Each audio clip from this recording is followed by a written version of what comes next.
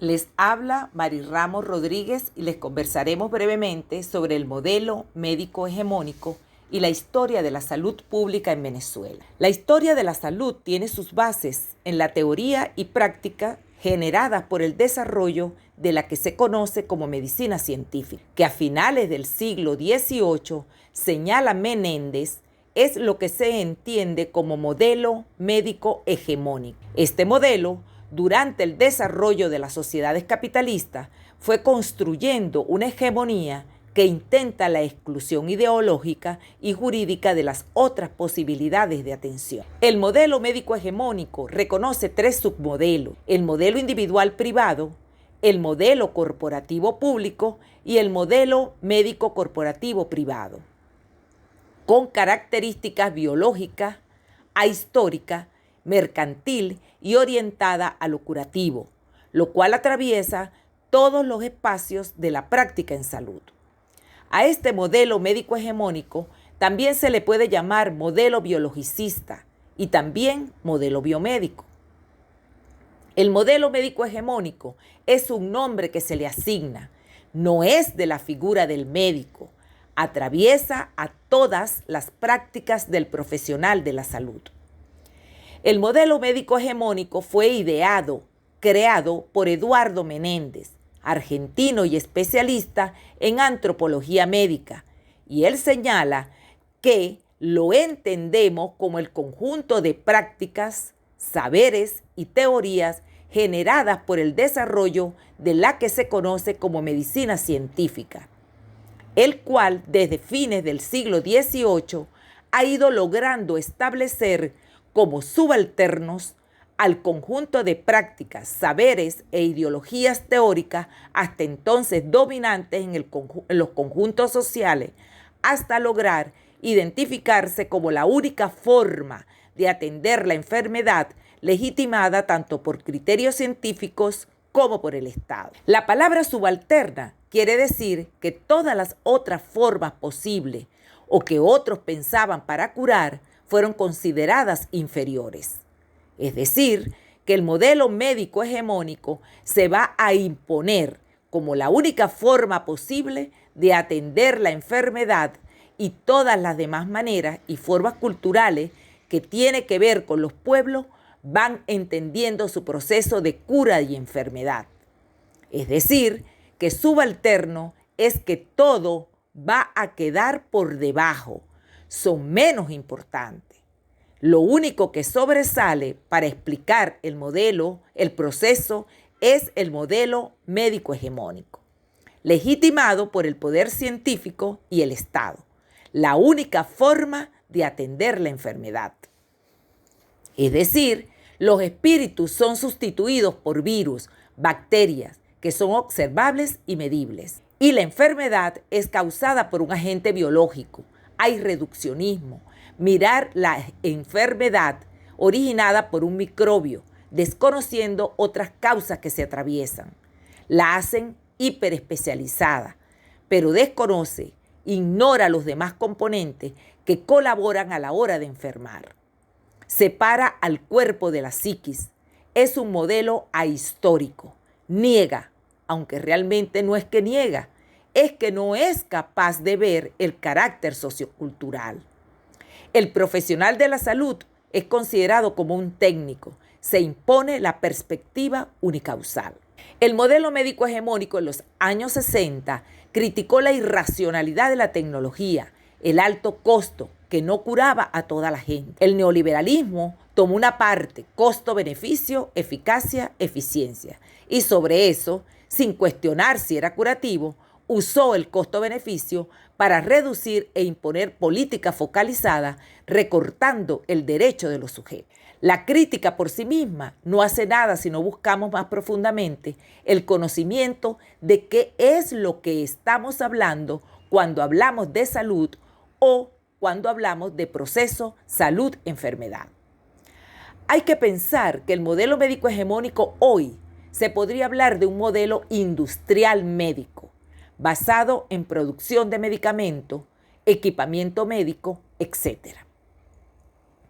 A finales del siglo XIX, el modelo de producción produce también medicamentos. Llegó el desarrollo tecnológico, el germen se vio por el microscopio y allí se comienza a dar respuesta a la enfermedad. Los sistemas de salud son de atención a la enfermedad. Cuando hablamos de la atención a la enfermedad, detrás hay un modelo de pensamiento ideológico, político y económico que presiona que vaya en un sentido, y eso explica el crecimiento de la medicina occidental cartesiana, que es hegemónica, porque detrás había otros intereses para que siga siendo hegemónico. Esto explica gran parte por qué es tan biologicista y menos social. La enfermedad es social, no es biológica. ¿Por qué? ¿De dónde viene el germen? Es la pregunta. Ese modelo económico fue colocando que la eficiencia frente a la enfermedad lo daba esa ciencia médica. Se presentó con tanta fuerza que la legitimamos. ¿Y qué pasó con los otros saberes? Desaparece la práctica de los pueblos originarios y el conocimiento de estas poblaciones. En cuanto a la historia de la salud pública venezolana, señalamos que durante el siglo XIX, la población venezolana en su mayoría obtenía su sustento del empleo en actividades agropecuarias, por lo que prevalecía era el tener alimentos seguros, de tal manera que la población se mantenía estable en sus regiones y las intervenciones en salud eran específicas. A fines del mencionado siglo, se redefine la economía a través de la explotación del petróleo, cuya prioridad es mantener la producción. En las áreas donde se otorgaron concesiones petroleras, era necesario mejorar las condiciones de vida de los trabajadores para mantener la fuerza de trabajo y protegerla, con la finalidad de continuar y aumentar la productividad. Por tanto, en materia de salud, era necesario realizar el saneamiento ambiental y la medicina preventiva contra las endemias rurales que azotaban el país, y así garantizar el desarrollo capitalista del país. Todo lo relacionado con la salud de la población lo llevaba el Ministerio de Salubridad y Agricultura y Cría. En 1936 es creado el Ministerio de Sanidad y Asistencia Social, constituyendo el instrumento fundamental del Estado venezolano para la prevención de enfermedades. En 1940 se promulga la Ley del Seguro Social Obligatorio, dirigida solo al ámbito de los trabajadores de las instituciones del Estado y de las empresas privadas, quedando excluidos los trabajadores del campo, los indígenas, trabajadores informales, entre otros. Hasta la década de los 60, el Ministerio de Sanidad y Asistencia Social fue una institución de gran prestigio, que dio grandes aportes al país. Sin embargo, la sustitución del modelo integrista centrado en la prevención y la puesta en práctica de modelos clientelares desdibujaron progresivamente el rol del ministerio, llevándolo a un proceso de deterioro y a la pérdida de la capacidad de rectoría y liderazgo del sector, propiciando el auge de los modelos privados de atención a la salud.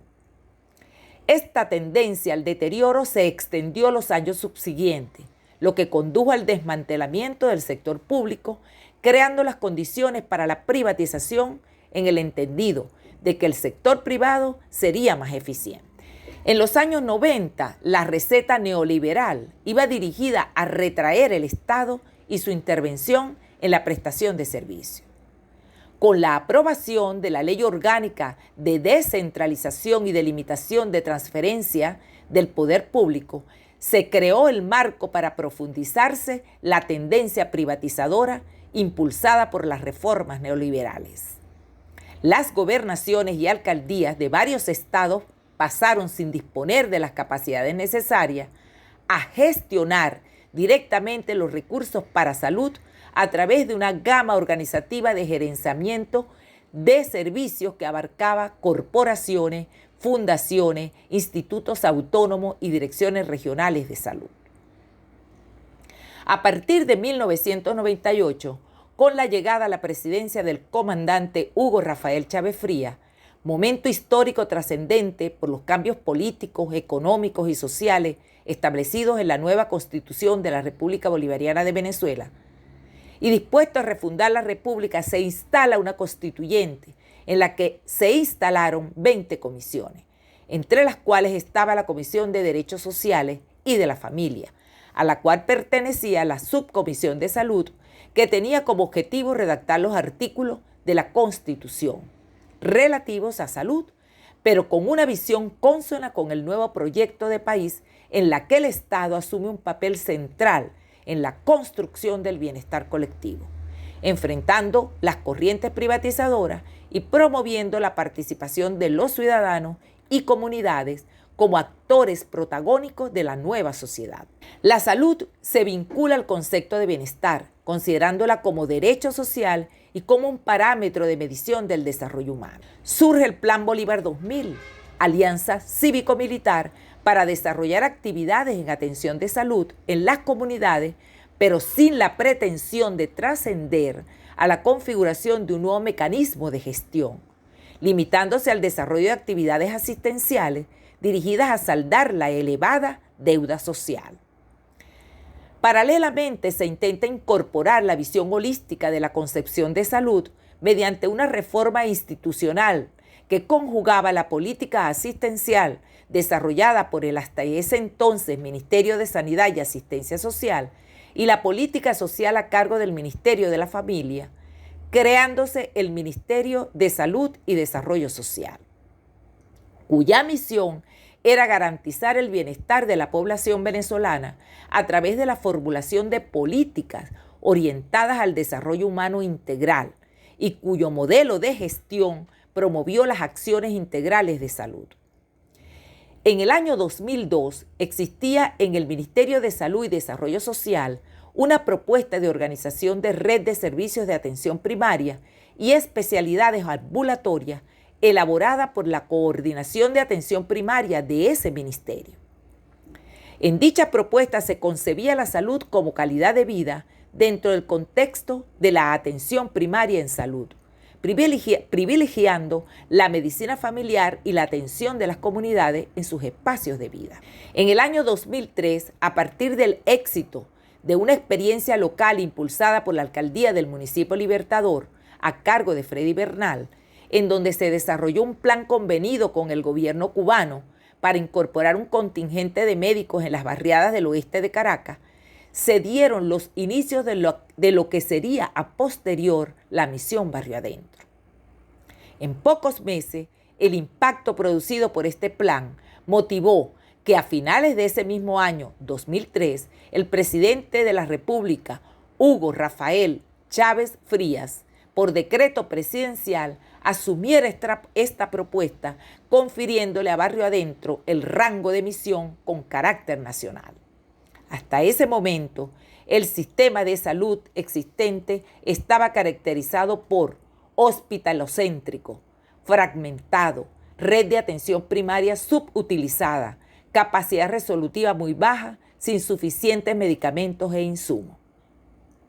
Como respuesta a esta situación, en el marco de la nueva institucionalidad, el Estado formaliza la creación de Barrio Adentro como estrategia en salud. Una estrategia del Estado y de la sociedad venezolana para hacer realidad los derechos y deberes establecidos en el texto constitucional sobre la salud y para concretar los principios que, de acuerdo a ese mismo texto constitucional, rigen en la construcción del Sistema Público Nacional de Salud. Para estas breves notas sobre el modelo médico hegemónico y sobre la historia de la salud pública venezolana, nos apoyamos en los siguientes autores: Eduardo Menéndez, Oscar Feo y Curcio, Alvarado y colaboradores, Aguirre, la Organización Panamericana de la Salud. Muchas gracias.